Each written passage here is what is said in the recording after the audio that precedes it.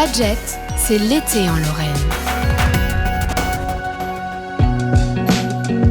Cet été, si vous cherchez une sortie qui sort vraiment de l'ordinaire, cap sur le nord de la Meurthe-et-Moselle, à Villers-la-Montagne, l'ouvrage A5 Bois du Four, l'un des sites les mieux préservés de la ligne Maginot, ouvre ses portes chaque dimanche après-midi jusque septembre. Michael Serramour, bonjour. Bonjour à toutes et tous. Vous êtes vice-président de l'Association de préservation du patrimoine. Alors pour ceux qui découvrent le site, qu'est-ce que l'ouvrage A5 exactement et qu'est-ce qui le distingue des autres ouvrages de la ligne Maginot ? L'ouvrage A5 Bois du Four, c'est un ouvrage qui a été construit au début des années 30, donc il fait partie de la fameuse ligne Maginot qui a été pensée, imaginée puis construite après la Première Guerre mondiale, suite donc au désastre de la Grande Guerre. Le front occidental a vraiment été principalement en France. C'est vraiment un traumatisme au niveau politique, civil, militaire, et donc on commence à imaginer une ligne de fortification pour se protéger en cas éventuellement d'un nouveau conflit avec l'Allemagne. Alors le Bois du Four, sa particularité, c'est que c'est l'un des plus gros monolithes de la ligne Maginot. C'est pas comme d'autres grands ouvrages, je pense au Hackenberg par exemple, où il y a plusieurs blocs de combat, des galeries. Le Bois du Four, lui, il est d'un seul tenant. Par contre, avec 6000 m3 de béton armé, il détient pratiquement le record de plus gros blocs coulés sur cette fortification française des années 30. Alors 6000 m3 de béton, on a un peu de mal à s'imaginer ce que ça représente. Il y a à peu près 1500 m2 de surface à l'intérieur du bloc, avec un étage supérieur et un étage inférieur.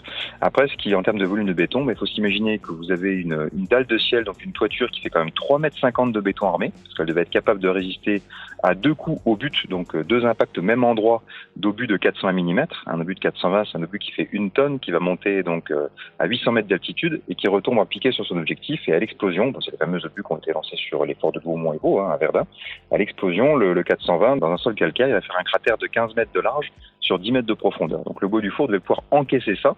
Et puis il y a également toute une batterie de cuirassement qui pèse plusieurs tonnes. Par exemple, rien que la tourelle de mitrailleuse pèse 96 tonnes. Et ces lieux historiques, pour les sauvegarder et leur redonner vie, il y a besoin de bénévoles. Vous avez créé l'association de préservation du patrimoine. Le site a été quasi en ruine jusqu'en 1990. Oui, c'est ça. En fait, l'équipage du Bois du Four, comme de très nombreux équipages à Maginot, arrive invaincu à la signature du cessez-le-feu le 25 juin 1940.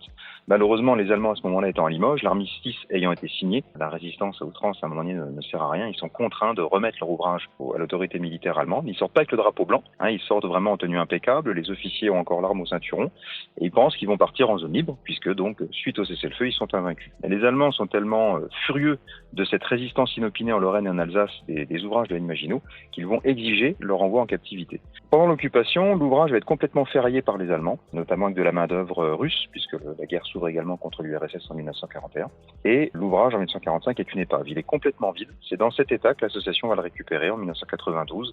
Et aujourd'hui, le paradoxe entre guillemets, c'est que c'est l'un des ouvrages les plus complets de toute la ligne Maginot, après 3 décennies de travail passionné de nos équipes de bénévoles. Alors avant de parler de la visite et de ce qu'on va pouvoir découvrir, vous, votre lien avec ce lieu, Michael Serramour, vous êtes vice-président de l'association, comment vous l'avez découvert ? Je l'ai découvert, ça fait 30 ans que je suis dans l'association, je suis l'un des premiers adhérents, et je l'ai découvert en tant que jeune adolescent. Je m'intéressais un peu au bloc, aux fortifications, je ne savais pas du tout que c'était la fameuse ligne Maginot, et ce qui m'a personnellement intéressé, c'est la découverte des peintures murales qu'on pouvait retrouver dans les ouvrages. Ça m'a fasciné d'emblée, donc je suis rentré au Bois du Four, ça m'a intéressé, l'ouvrage était vide, le projet avait l'air impossible, donc j'en ai été tout de suite avec quelques copains, et puis la toute première génération de bénévoles, je pense notamment à notre président Jean-Louis Marchal, qui fait partie de ceux qui ont ouvert la porte en premier. Et petit à petit, le plaisir, c'est de redonner vie à une salle. C'est-à-dire, on a une salle, 4 murs, un plafond, il n'y a absolument plus rien. Et peu à peu, on arrive à identifier tout ce qu'il peut y avoir au mur. Et puis, on va récupérer ça à droite, à gauche. On va tout remettre en état.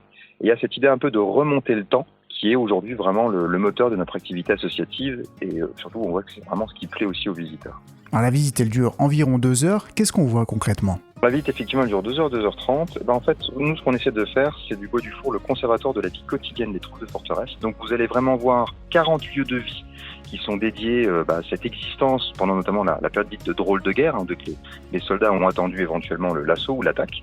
Et donc, il faut savoir que dans chaque ouvrage, il y avait un peu des us et coutumes, il y avait une culture. Et donc, on essaye, nous, vraiment de retracer un petit peu ça. Alors, c'est très subtil, c'est très intéressant parce que on va notamment apprendre aux visiteurs qu'il y avait des troupes de théâtre dans les ouvrages, qu'il peut y avoir de l'activité culturelle, qui est naturellement aussi de la formation. Et puis surtout, nous, on va s'intéresser à essayer de sauver des fresques murales, puisque dans les ouvrages, les soldats, pour garder le moral, pour créer aussi une cohésion de groupe, pour aussi rendre ces forts habitables, réalisaient des peintures. Et notre association aujourd'hui est la seule qui est spécialisée donc dans le prélèvement dans des ouvrages qui sont aujourd'hui à l'abandon, avec le soutien notamment de la délégation au patrimoine de l'armée de terre, On va dans des ouvrages qui sont complètement irrestaurables, on va sauver ces œuvres et on les expose au Bois du Four. Aujourd'hui, le A5, c'est 14 fresques murales qui sont donc sauvées, restaurées et remises en place. Et notamment les dernières en date en Moselle, on a été à Combe récupérer les œuvres de l'artiste de renommée mondiale Robert Humblot à la demande de sa fille. On a réussi à sauver ses peintures et on peut aujourd'hui les découvrir à l'ouvrage A5. Ce travail de restauration et de sauvegarde, il a été récompensé l'année dernière. Vous avez reçu le premier prix de l'initiative mémorielle de Meurthe-et-Moselle. Qu'est-ce que ça représente pour vous ?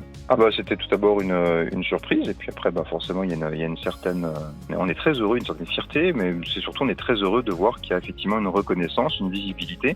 On a ce plaisir de voir aujourd'hui des visiteurs qui rentrent dans l'ouvrage, qui font la visite et qui ressortent vraiment, et pour beaucoup on a vraiment ce retour auprès de nos guides en nous disant on est venu visiter cet ouvrage pour apprendre l'histoire, mais surtout on a vécu une expérience particulière. On a vraiment eu l'impression de ressentir ce que pouvaient ressentir les soldats à l'époque. Alors ça, pour nous, c'est un cadeau formidable.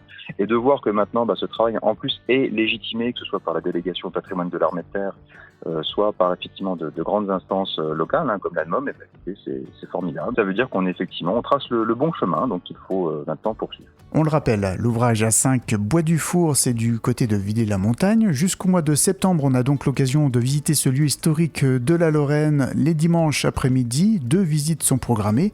Côté pratique, c'est adapté à tous les publics. Est-ce qu'on peut y aller avec des enfants ? Et quel est le tarif de la visite ?